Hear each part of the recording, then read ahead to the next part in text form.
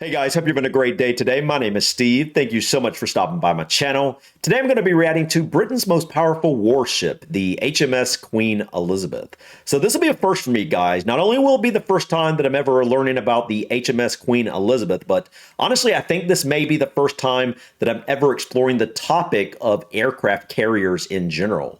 I know next to nothing about aircraft carriers. Obviously, I know, the basics of what they are. I know how huge they are. They're massive ships, and basically they are the central hub for your Navy or whatnot, but I really don't know what they look like on board. I'm not really sure exactly how huge they are. I've heard they're basically like mini floating towns on the ocean, and they carry a number of aircraft, and then they obviously have a number of support vessels surrounding them and whatnot, but truthfully, I know next to nothing about aircraft carriers, and so I think this will be very interesting.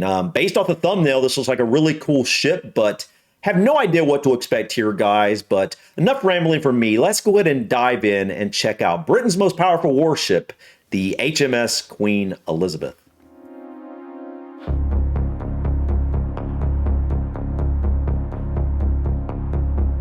$65,000 tons. Top Wow. speed 25 knots and capable of holding more than 70 aircraft. 70?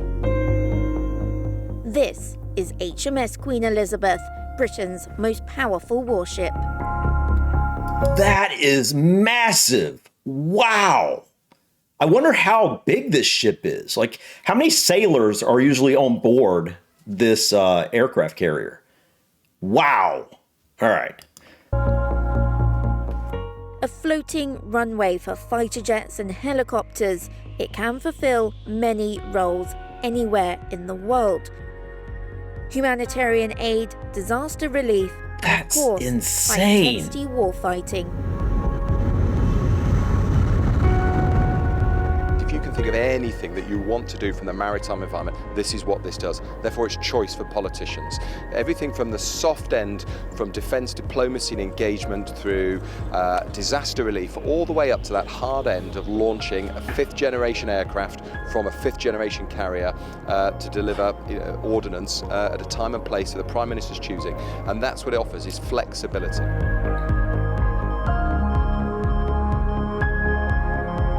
But she won't be alone.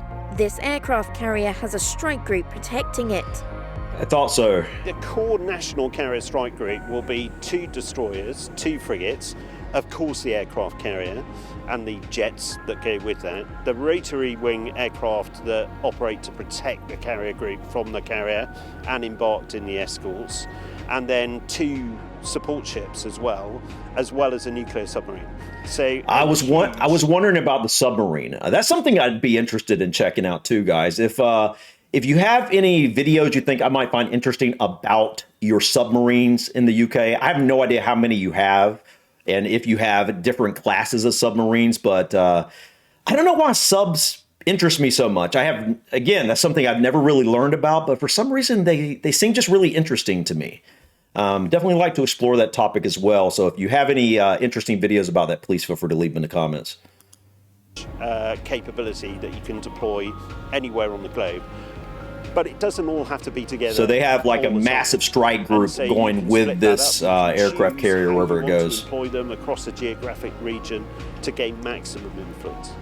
And this is its flight deck. It's around 900 foot long, Wow. making it almost 3 football pitches worth That's in length. crazy. But in order for the aircraft to safely get on and get off this deck, it had to be made with special material. We're standing on the thermal metallic spray, this TMS UK design material. You can see it's slightly different colour to the rest of the deck, but it's got really good properties at dissipating heat, i.e. getting rid of the heat of the exhaust of the F-35. As you can see here... Yeah, I bet that would be hot, man. That's had 70 landings of an F-35 on it already, and it hasn't burned the deck. That's crucial to the way we operate this aircraft, so that we remain flexible, I can bring lots of aircraft to the same spots, and I can deliver mission effectiveness quickly. 1 deck, 2 islands. One navigates the ship, the other is called Flyco. From here, the crew monitor and communicate with pilots to coordinate takeoff and landings from the deck. Queen Elizabeth is the first British carrier to have a twin island design.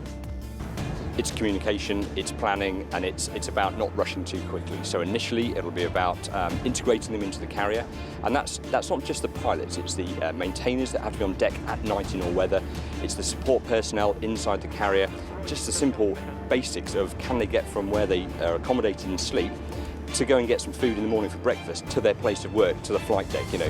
So crawl, walk, run, you know, you've heard that mantra a lot. That's very much the way we'll do it.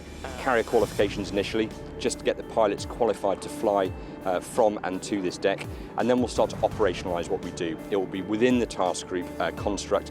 You know, can the jet launch from here on a mission, speak to the Type 45 destroyer, get itself to the target, identify the target with all the sensors, having fought a threat to get there, drop the weapon, know that it went bang and destroy the target, safely get back, talking all to the right people, land on, mission debrief, go again.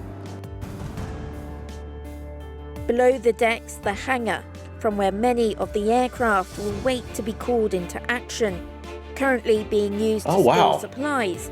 But once operational, 4 fighter jets. Oh, wow. I was wondering, I was like, wow, they keep aircraft inside as well? That's crazy, man. And I was wondering how they got up to the top, but they have like a little lift here. 4 fighter jets can be moved from this hangar to the flight deck in just 1 minute. This aircraft carrier could hold a mix of RAF Chinooks, Army Apaches, and Royal Navy Merlins and Wildcats. All that alongside the F-35B Lightning stealth fighter jets. There will also be a crew of up to 1,600, each of them living on board the vessel for months at a time to prepare for when she's fully operational. The US are very impressed by what we've built and what we're delivering here. We work so closely with them in moving this capability forward, and we'll continue to do that through WESAP 19 and have levels of interoperability that we've never seen before. For example, the US Marine Corps Squadron, which will embark during the first operational deployment in 2021. But yeah, anyone looking at this aircraft carrier would say, wow, this is something that we should be really proud of.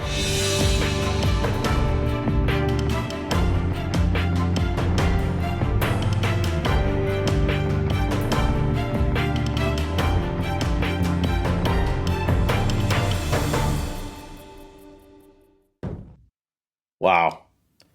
That's cool, guys. Like I said, that's the first time I'm ever really, looking at an aircraft carrier, in depth in any way. 1,600 people or 1,600 sailors on board. So like, how many floors is this? Like, I mean, it's got to be a lot of floors to carry that many sailors. And you got, so many different areas, within. I'm just curious, how deep does this go? And I think that it could go to 25 knots, if I'm not mistaken. That's wild, guys. This is pretty crazy, man. 70 aircraft, 1,600 sailors. It really is. It really is like a floating town on the ocean. And I'm curious, so is this? I know this video right here is like 3 or 4 years old. So I'm guessing this is still the current, aircraft carrier. You guys, that's in use in the UK, correct? And how many of these do you guys actually have? Is it just this one, or do you have multiple? And are they in the works of making any new ones? Let me know in the comments, guys, if there's any other, aircraft carriers within the UK or other things that I should check out that may be a little bit more recent. But I thought this was awesome, guys. This is, like I said, first time I'm really exploring an aircraft carrier. I had no idea that they would carry 70 aircrafts, and I had no idea that there would be 1,600 sailors on board. So that's pretty incredible. It's just really amazing. I learned so many new things about it really is amazing what man has created. I mean, man has created, basically a floating city that can go anywhere in the world. It's it's just amazing. I don't know. It just really is amazing to me. But anyways, guys, thank you so much for stopping by. Please click that like button. Feel free to drop your comments or suggestions about this video or others. And don't forget to subscribe to continue to follow me on my journey to discover my British and Irish ancestry. Till next time, guys. Peace.